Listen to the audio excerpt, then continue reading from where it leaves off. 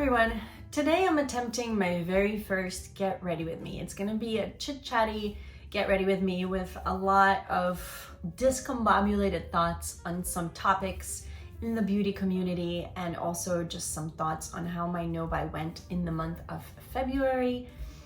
I discovered as I was doing this today that I am absolutely horrible at trying to put on makeup and talk at the same time. I realized why people have a script for their chatty get ready with me. I figured this is my first one. I just want to see how it goes. I decided to just really talk to you guys like I would if a friend of mine was sitting across from me.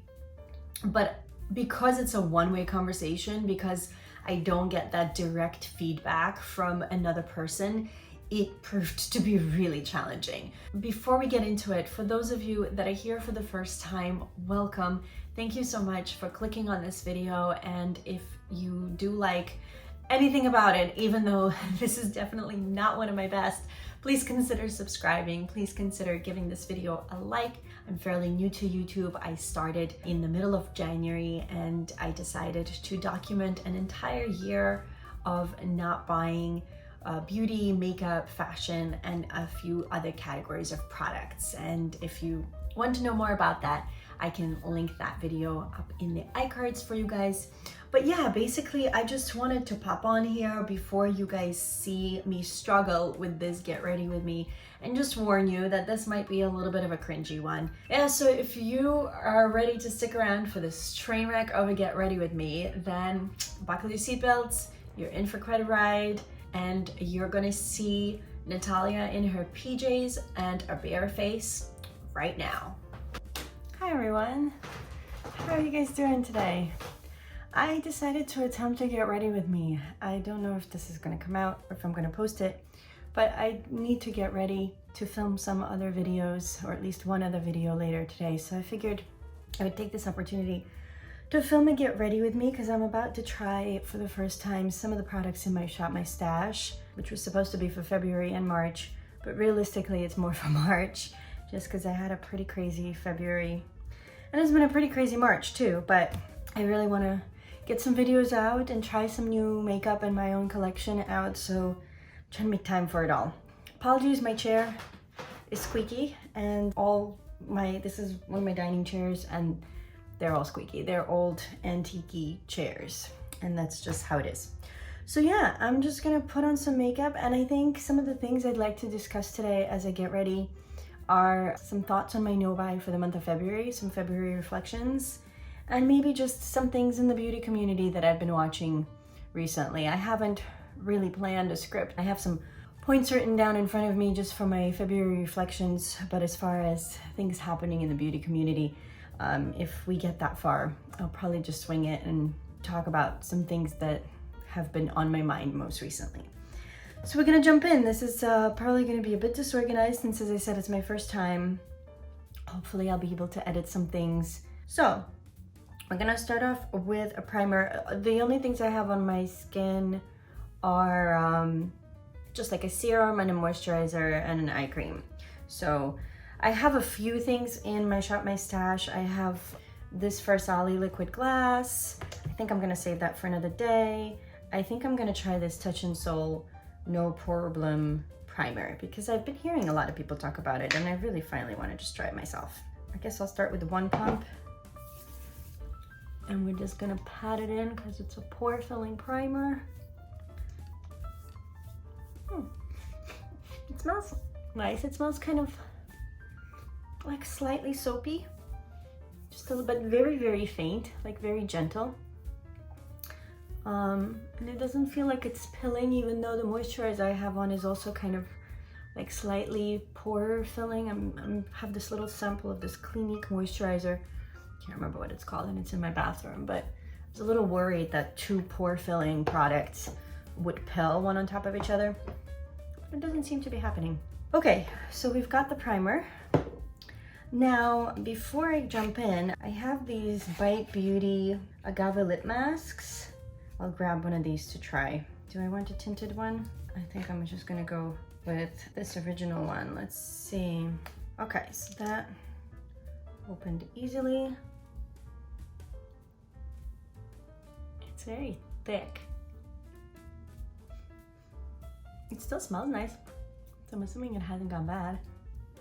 Let me just run you through some products that I'm gonna be putting on my face, and then I can stop talking about the products and talk a little bit about how my no-buy went in February. So some of the things I picked out from my Shop My Stash was this Mally Flawless Finish Transforming Effect Foundation in Fair. It's like a cream foundation, but in a compact, and it has this mesh. And when I was swatching it for the first time, I kind of pushed in there, and that's basically what happened. So it's quite thick, so I don't know honestly how I'm gonna like it. I'm not really a full coverage kind of person. I think medium would be like my absolute ideal. Then for concealer, I selected this Pretty Vulgar Undercover in Little White Lies. And I realized that before I open it, I also have this little sample of the same exact concealer. So maybe I'll use it from here. So I guess let's start there. I'm gonna do the foundation, the concealer, and then I'm gonna go in with the Laura Geller Universal Apricot Filter Fix Baked Correcting Setting Powder. And while I do all that with a sponge, I am going to talk to you guys a little bit about the month of February. So my no-buy is going still pretty well. I have been tempted a few times in February. It was a very stressful month, and had some emotional up and downs here and there. And usually that's when I resort to shopping, when I wanna calm myself down, de-stress, forget about things, distract, or when I'm bored. I mean, I don't need to think long and hard for reasons for why I would shop. Like, that comes so naturally to me. But yeah, I've definitely been tempted. I've almost caved on a couple of occasions, but I'm doing pretty well. I haven't bought anything that I would consider breaking my no-buy. I have bought a couple of things that technically I shouldn't have bought, but nothing that would break my no-buy. So that's good. It's been a little bit rough going into stores where there's a lot of temptation. Is still a bit of an issue for me, and I'm trying to figure out how to, I don't want to not be able to go anywhere where there are triggers. Like if I want to buy other things and I know that that store is going to have the best prices or the best selection or whatever it might be, I don't want to have to avoid it just because I might have a hard time avoiding makeup or whatever it is I'm avoiding. Okay, how am I gonna do this? This stuff is very thick. Do I just put this on my sponge? All right, let's try this. I feel like this is gonna be really thick, this Mally foundation. I'm like going in with such a small amount because I think that's the only way I'm gonna be able to use this. I have been having a lot of fun trying some of the makeup in my collection. Like today, for example. Like, I'm excited to figure out what's gonna work here today and what won't. I have especially been struggling with actually like clothes and shoes in the month of February. I think it's because, as you guys might know, the seasonal sales are at their peak usually after the winter holidays. And this is generally when I buy things for the next season because I am a deal hunter. I will pretty much never pay full price for anything. I'm not sure I'm liking this foundation because it feels a bit mattifying, or maybe it's the primer. Maybe I need to use a hydrating primer with this foundation because I feel like it's really accentuating all my lines. I mean, and I have plenty here on my forehead. Maybe with some powder, we can blur that out later. I have a very interesting relationship with foundation in general. I can't say that it's my favorite part of makeup just because I do feel, as a dry skin girl, unless I find a really hydrating foundation, it just ends up accentuating everything in my maturing skin. And honestly, even when I was younger, and back then I didn't really need foundation, so I practically never wore it, I just didn't think that it looked that good on me. I don't know, anyone else? So yeah, we've got some struggles in the shopping department, but I've been good. I have paid off in total with credit card student loans the pianos, because I financed a couple of instruments when I opened my music school, about $700 worth of debt between January and now. So it's not a lot. For me, it's a lot because money is not falling from the trees and raining on me. But it's a bit less than what I would like to do. Like if I keep going just at this pace, I'm not gonna reach my yearly goal. But I'm hoping actually in March to make a large dent on one of my credit cards, because I have a client that pays me twice a year. The family pays for like a bunch of lessons up front for their entire family, and they have multiple children. So I'm hoping actually to use part of that money towards just right away paying some of my credit card debt. So hopefully that number will grow next month, and I'll talk about it if it does. I've been thinking about decluttering. To be honest, I don't foresee myself this year going through all of my makeup, like testing out everything, just because I do have so much. But on the other hand, I'm one of those people where I really want to try things first before I just decide to pass it along or sell it or whatever it might be. It's a very thin liquidy concealer. It's not the thickest one I've tried. I'm gonna put on a little bit more, which I actually like, because a lot of concealers are just so heavy for me. I can't do it. So yeah, as far as decluttering, I don't know. I mean, I still haven't even filmed my collection videos. And honestly, at this point, it's not even fear, which is what it was at the start of the year. At this point, it's time. So fingers crossed, March is gonna be when I finally have time to lay out all my makeup and show you guys what I have. And I think another reason maybe I'm not doing the makeup collection is I think that's just gonna make me even more overwhelmed. Because as it is, I open my drawers and I'm like, oh my goodness, when am I going to try all of this stuff? When am I gonna try all of this stuff? And then the other big thing, honestly, in the month of February, which is why I'm sort of forcing myself to do this get ready with me, to finally start wearing makeup again and start filming again, is I haven't had time to really wear makeup. And now, especially that I want to do YouTube, it's like weighing down on me even more, because like I have no content. I have no reviews. I have nothing to say. That's kind of been a bit of a bummer. So I'm gonna try this powder, this peachy situation. Let's see what that does. Did that brighten a little bit? Or vice versa? I wonder if I can try this powder actually everywhere.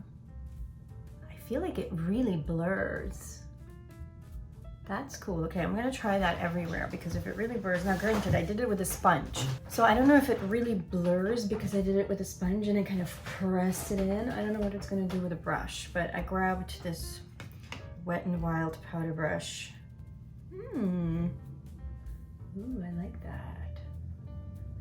Except on my nose, but I don't know, is this the foundation gathering? It might be. I have that little crusty thing on the tip of my nose. And in the folds, yeah, that's the foundation. It's clinging to all of my dryness. Boo. Oh well. Now I know. But I am so curious to use this powder with another foundation. Okay, now this is gonna be the true test. All of my forehead wrinkles. Let's see if it's gonna blur anything out. Ooh, but you could see on my forehead that it is peachy and apricot-y, and I just like put too much and my whole forehead went a different color. Ooh, and I can see the peach in the lines and in all the pores. Yeah, that looks quite terrible actually. Can you guys see that? Wow, okay. Well, this is why we're doing this. So maybe this is for under eyes only, because it seems like all of these products are too dry for me and a bit too peachy.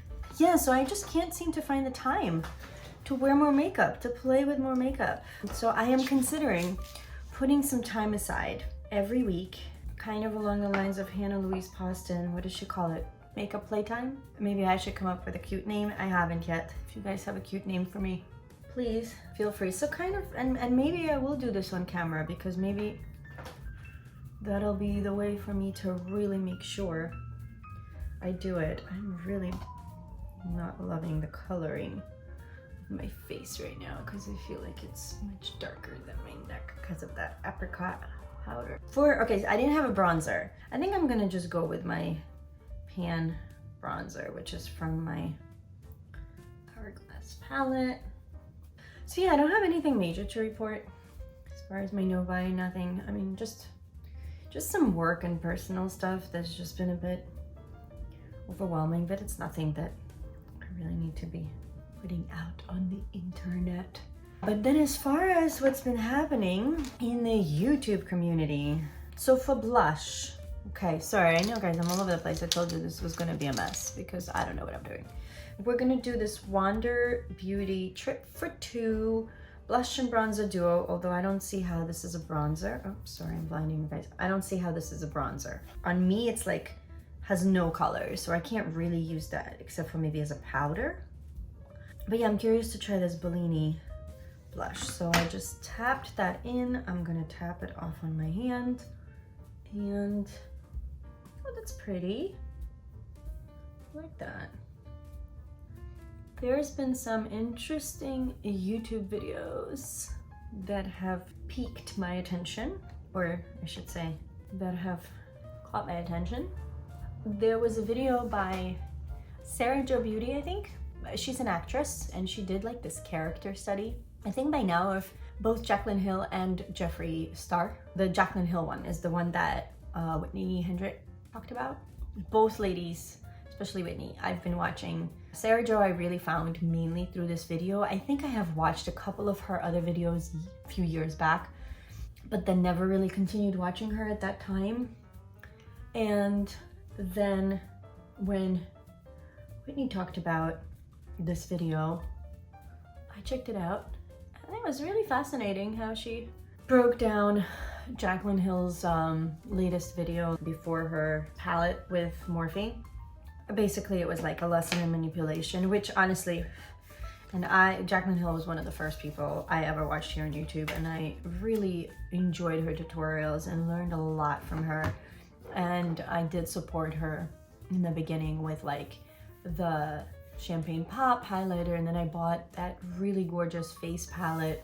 But yeah, it was a very interesting video. And then Whitney did a really great video kind of also talking about the relationship of us as viewers with these personas, as she called them, which is basically what they are. Yeah, if you really think about it, a lot of these very big names for whom this is a job, they are partially acting, I think, in this role. I mean, I'm sure some of it is truly their personalities, but I think when you're on YouTube and you're putting yourself out so publicly, you have to have a certain shield, you have to have a certain guard, you have to put on a certain facade to protect yourself. So I think these people do have this sort of character that they come into when they turn the camera on. And I think by now, they've done it so much that it might be on occasion hard for them to tell the difference between their character acting and their true personas in life. And I don't know, I've never had that kind of level of fame and attention. So this is just me kind of thinking out loud about what that might be like. But I wouldn't be surprised if some of these people really do think of their job almost as an actor would. And I don't think there's anything necessarily wrong with that, but I think we as viewers need to also understand that. I even commented on one of these videos, I'm not doing my makeup. See, I'm not good at this.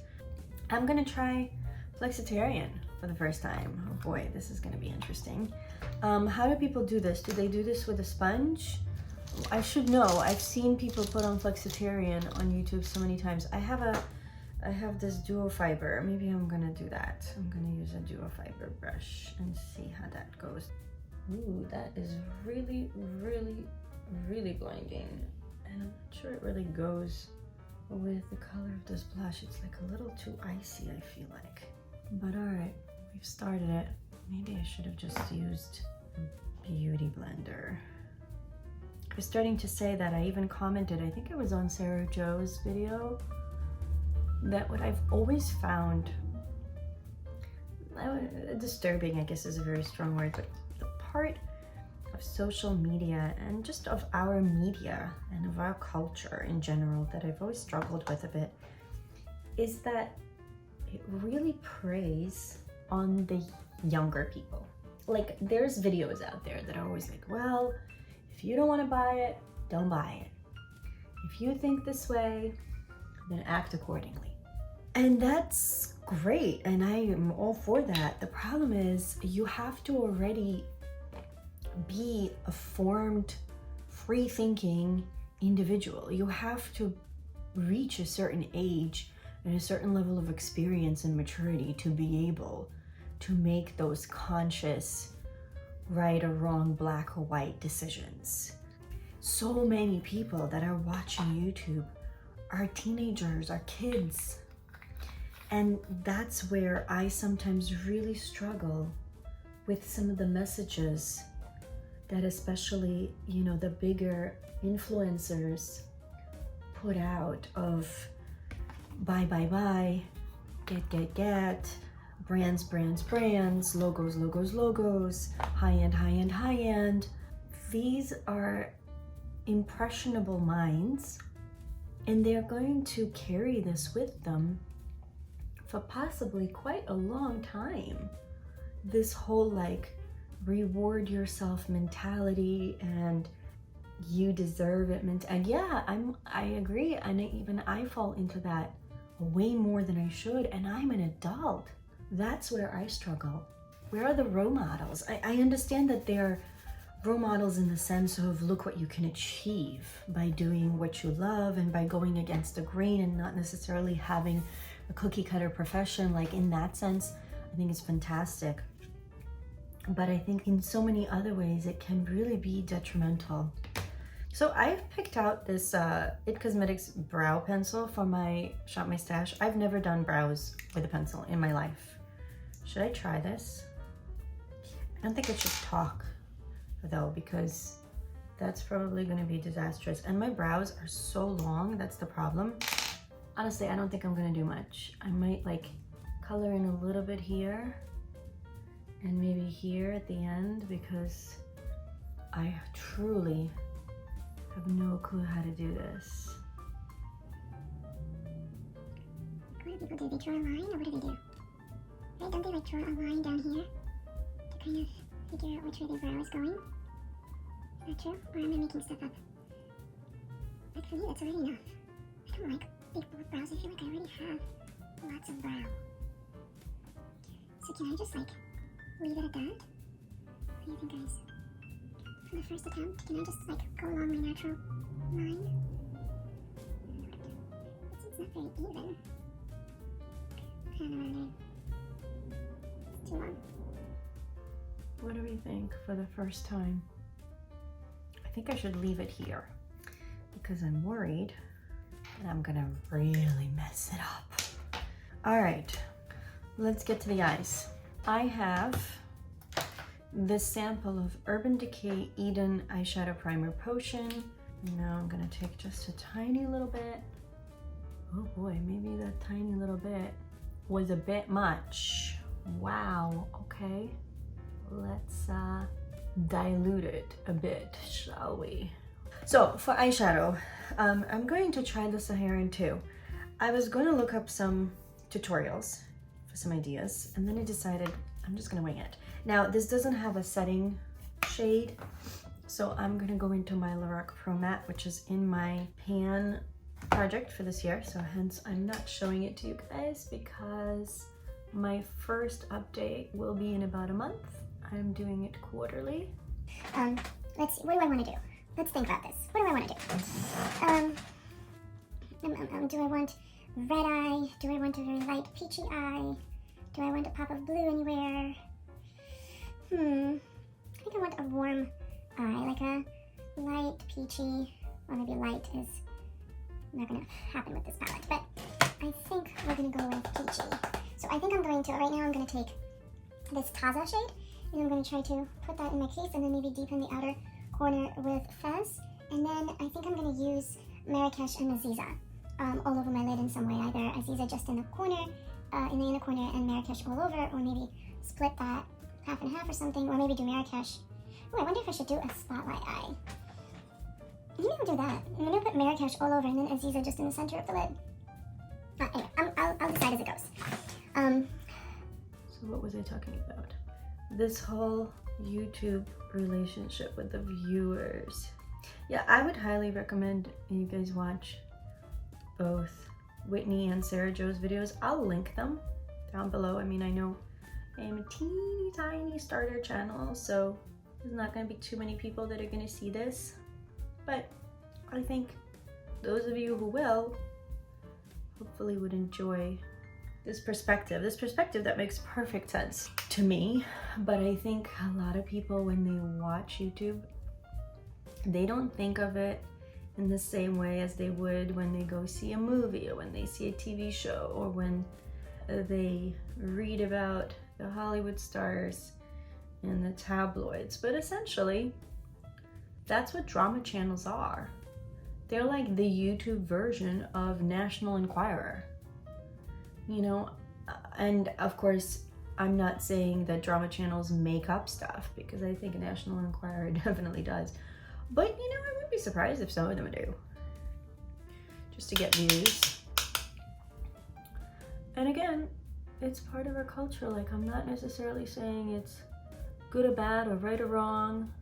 In my mind, it's a bit wrong that we are so obsessed with other people's, mostly failures, honestly. I don't see as many people celebrating people's successes as they do people's failures. And I'm not saying they celebrate their failures, but they certainly get a lot of entertainment value from it.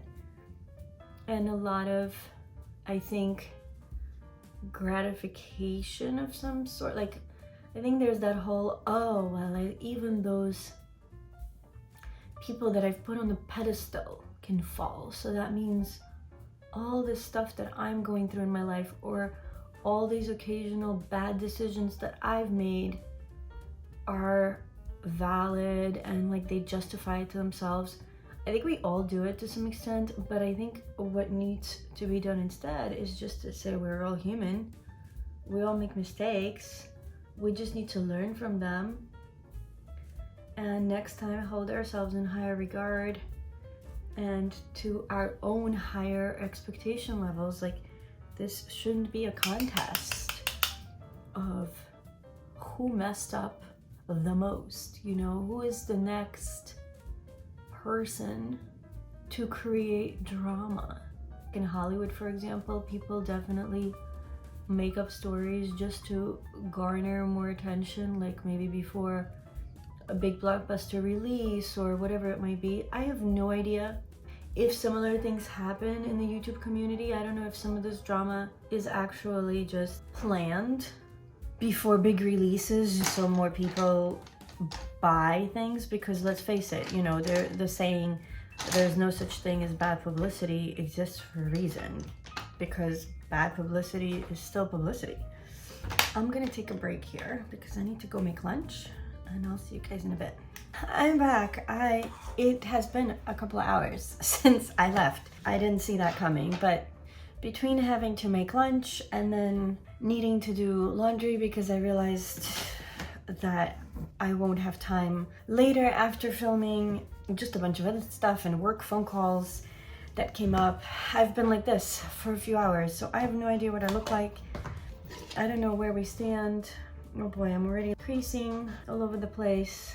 I guess it's a good test for the makeup, which I can't say is holding up too well, which is a bummer because I need to film after this, but such is life. Okay, so we're going to put everything slightly back in place. I was doing eyes and I was talking to you guys. Oh, at this point, I have no idea what I was talking to you guys about. I think I was talking to you guys about just the relationship we as viewers have with big name influencers. It definitely has wonderful pluses to it. There's, of course, the whole product review aspect. and tutorials which give us inspiration, or at least for me, that's a really big one. But then, of course, there's also this younger viewership that is very influenced by, hence, I guess, influencers. And they're just very impressionable and don't yet really know how to think for themselves. So it becomes almost fanatical. And that's, I think, the part of YouTube that I struggle with. I remember even as a teenager, because of peer pressure, feeling like, oh, I guess I need to be fanatical about some of these pop and rock singers and some of these movie stars because all my friends are acting that way. But I remember deep down never quite understanding it and thinking, well, but they're just people. Yes, they have these glorious, lavish lives that some of us probably want, but that doesn't mean they're the bee's knees. Yeah, so okay, what do I want to do here? I have no idea, because now I'm all sorts of discombobulated since it's been a few hours. I'm gonna deepen up this outer corner. Still debating whether I want to do a halo spotlight eye or not. So since I'm so discombobulated, and I don't quite remember honestly what I talked to you guys about this morning, and it's now 3 o'clock in the afternoon here in New York, I guess let's switch topics, because another thing that I've been watching, well, a video that I watched, and then I have not had a chance to see any follow-up videos, and I believe since I watched it, there have been quite a lot of follow-up videos, but Jaclyn Reviews did a video, and then I believe a live chat about the original Jaclyn Hill and Morphe palette, and how the formula in that palette was changed at some point. And I don't know if to this day anyone has gotten to the bottom of exactly when it was changed, but the reason for why this caught my attention was not because I'm considering getting the second palette, because of course I'm not. I'm on a no-buy, so I'm not considering getting anything this year. But I've been following, you know, that she came out with this second Morphe palette, and of course it kind of tied in with this whole other video that Sergio made about Jaclyn and her manipulative, I shouldn't say manipulative acting skills, her good acting skills, because she's definitely good at what she does, which is selling, you know, selling and making money. She's made some really questionable choices, and of course her own brand started in a way that I wouldn't wish on anyone. But at the end of the day, despite that, she's still a very good businesswoman, and she definitely knows how to milk everything she can from the position that YouTube and her success here on the platform has put her in, has created for her. Well, she worked hard initially for it herself, and now she is racking in the chips, cashing in on all of that previous hard work, which, hey, I can't blame her. I can question a lot of things, but some things definitely she's very good at, and we gotta give her credit for those things. So Jaclyn Reviews did a video where her, I believe it was her sister, recently got the first Jaclyn Hill and Morphe palette, the one that made a huge splash back in 2017, I believe. And then because of the success of that palette, the Vault came out, which was supposedly like all the leftover shades that didn't make it into that original Jaclyn Hill palette. I never got the Vault, so I can't speak, but I remember seeing the videos and a lot of people being disappointed in the quality, and it was a big drama. And then they said they changed the quality, but there's still big doubts over that. I don't think Morphe ever actually changed the quality. They sort of just took everything off the shelves for a while, let the drama die down, and then just put the palettes right back on the shelves. And if I'm wrong, I'm sorry. I don't follow all the big drama. I will occasionally watch a video here and there. And the reason for why I watched Jaclyn Reviews video on that formula issue is because I own the original Jaclyn Hill and Morphe palette. That's when I was still supporting Jaclyn. Now, the only thing is, by then, I was always picky with my purchases, mainly because I couldn't afford to just go out and buy anything my heart desired. So I really have always had to think through things, and I still managed to accumulate way too freaking much. I can only imagine what would have happened if my financial means looked different. But regardless, I waited, I believe, until it came into Ulta. I know I bought it before fall of 2018. I know I already definitely had it in the spring of 2018. So it caught my attention, that video, because now, of course, I'm curious. I have no idea because I don't have an original 2017 palette to compare my palette to, and to be honest, it's one of the palettes that I really wanted to get some use out of this year, and it's going to show up in a future Shop My Stash because I've barely used it. I've used only like a few colors on there. Okay, let me focus on what I'm doing here. Now, when I do finally start trying out that palette, which is on my list of things to do, I have no idea, of course, what to think and how, because I have nothing to compare it to, so I'm not gonna know if that formula is going to be what everyone was raving about or the current Morphe formula, which is kind of a bummer because, of course, I was sure I was buying the original Jaclyn Hill Volume 1 palette, and it's possible that I did, but I threw out the box eons ago, and that's where the ingredients are listed, so I have no way of knowing unless somebody gets to the bottom of exactly when they changed the formula and I am able to locate online my order history. I think it was one of those palettes that I always wanted and tried really hard not to get, not to spend money on, and then I think I was in Ulta at one point and got to see it in person, and you know what they say, once you have it in your hands or once you see it, it's harder to say no. And with some products, for me, that is definitely true, and I'm trying to be very aware of that when I go into the stores, because it's actually one of the videos I would like to do. I know that a few people have done it, but I would like to do my take on all the marketing ploys and all the strategies and tactics that companies, stores use to sell things to us, to get our money. So if that's something you guys would be interested in seeing, I've looked into this and I've read up on this, not just for beauty stores. I was always also really fascinated with how that works with supermarkets, because supermarkets do very much the same thing. They strategically place items in sections and do all sorts of things to make sure that we walk out with more in our shopping carts than what we really need, than what we were going in there for our specific recipes or whatever our purpose was.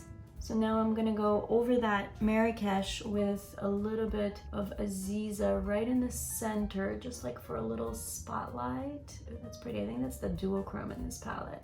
This poor video is going to be so all over the place. This is really, I think, me sitting here talking to you guys about all the random thoughts that I have been having about the beauty community for the past week or so, because I haven't really had time to watch YouTube all that much, so I've had to be a bit selective with my videos, and definitely those 3 videos caught, well, I guess 4 videos. There was 2 videos that Jen Loves Reviews did on the whole Jaclyn Hill Morphe, really, formula situation, and then I watched Whitney Hedrick's, I hope I'm saying her name right, video on just the, what is it called? There's like a term for it that she used. I can't think of it now. It's like, I wanted to say paranormal. This relationship that you have, it's kind of like a one-ended relationship that you would have with a celebrity or a YouTuber, or where you're playing the other character. I can't think of it now, but both Sarah Jo, which is I think where Whitney got the inspiration from, and Whitney talked about it in detail and explained it really well. So as I said, I'm gonna link those videos down below. I feel like that blush that I put on earlier today, that Bellini blush from the Wonder Duo, has already come off. So I'm gonna apply some more. I'm doing a bit more right now than I did the first time, so I might have some clown cheeks happening. I feel like this blush is a little too pinky for this warm eye look, but we're just gonna be a clown today. And what happened to my highlighter? Did my skin eat that too? It's possible. I feel like my face has just eaten all the product today, which is unusual. It's usually so dry that everything stays on for hours. Maybe it's just because I've been running around. So we're gonna do that. Yeah, I do feel a bit like a clown today. I feel like nothing is matching, but that's all right. Let's do the lower lash line. Let's put on some eyeliner and mascara, do the lips, and finish this off because I feel like I've been going around in circles. So we're gonna go in with the dark brown using this packing brush just to stay really close because I love seeing a very blown out lower lash line on other people. I absolutely love that look. But honestly, on me, I feel like it gets to be too much sometimes. I think it's maybe because I have, for my size face, I do have fairly sizable eyes. So maybe that's why. Yeah, can you guys see how warm that is, right? It's beautiful though, I like this palette a lot so far.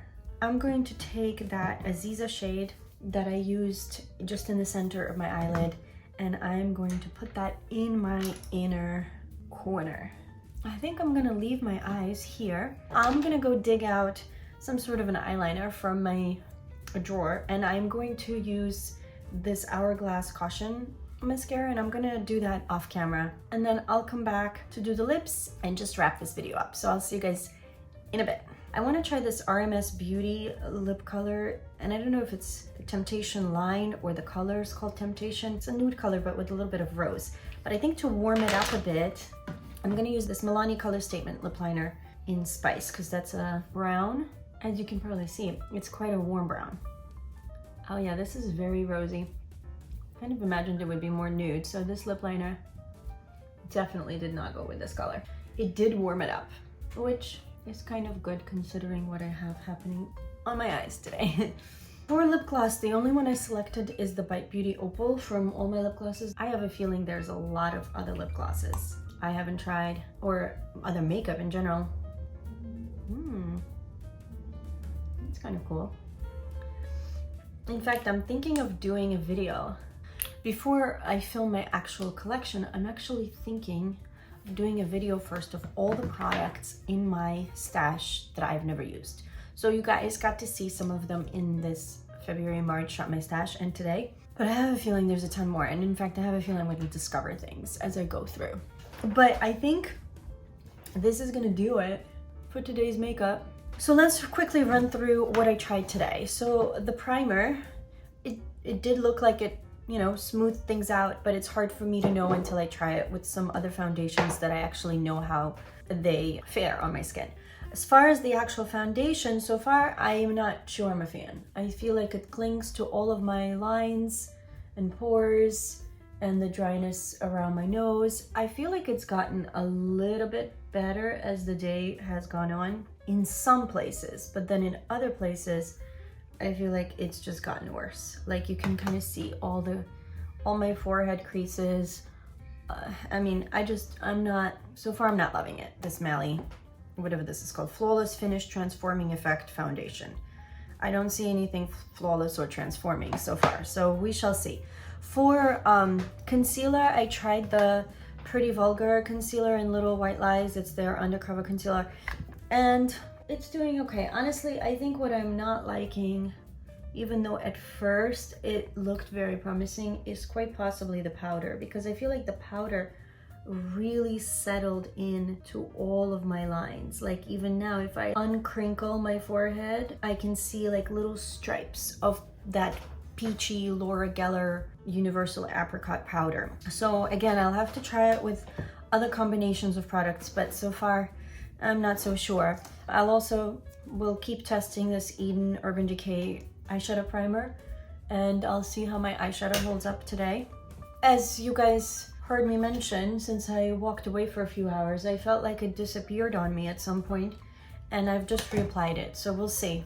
I have a feeling it's not going to be very long lasting though, because if on me things are disappearing, that's not a good sign. Then for highlighter, I have the ColourPop Flexitarian on. So far so good, but I think the colors overall just don't go today. So it's very hard for me to be giving glowing first impression reviews because overall I'm just not thrilled with everything. However, I do like the colors in the eyeshadow palette. I still have to play with it. I've noticed sometimes with the Juvia's Place shimmers, they're just so thick and rich and pigmented that on my aging eyelids, they can start looking a little heavy. I don't even know how to describe it, but it almost looks like I have more eyeshadow layers on my eyes than I in reality do. It almost looks like I have caked eyeshadow, layer upon layer upon layer. It's just a bit flaky. So we'll see as I try more and more Juvia's Place this whole month if it's just specific colors and specific palettes. And then eyeliner and mascara was fine, nothing too exciting. I love this lip liner, but this is not new. I've always loved the Milani lip liners. I really like this gloss. I think it adds this really cool iridescent duochrome effect. And the lipstick is good. I was a mixologist today when it came to colors, and I'm not sure all of it worked. So there's that. Hopefully I'm not forgetting to mention anything. Oh, the eyebrow pencil. Well, we know how I feel about my brows. I don't really do my brows, so it's gonna take me a long time to figure that out, I have a feeling. But I think that covers it. I hope you guys enjoyed this really scatterbrained and all over the place Get Ready With Me. I hope you enjoyed at least part of it. Please let me know what you've been trying lately. Let me know what are some of your currently favorite products. Maybe I have them in my collection and I should pull them out from my April Shop My Stash. I have a whole bunch of videos that are up here in my mind, some spring themed things that I would love to get done. I still want to, as I mentioned, do my entire collection. I would like to do a video of all the products in my collection that I've never touched, just so I know which makeup I should prioritize and how I should go about this. And I would love to make more videos on certain topics in the future. I just need to get a hang of talking. I've just realized today I suck at doing makeup and talking at the same time because I've never done it before. So this was really, really challenging today. And I hope, you know, for those of you that stuck it through, I'm so grateful because this is great for me. This is good practice. I hope at least some of what I said made sense. I guess the vibe I was going for is just us sitting down and having a chat together. And I hope that you will give me some thoughts on some of the things I talked about down below. I so much appreciate each and every single one of you for stopping by and spending part of your day with me. If you would like to stay and see some of my other videos, I will link a few videos up in the iCards. Please subscribe, stick around, give me a like. I hope you're having a wonderful day, and I will see you very soon. Bye. No clue what I'm doing.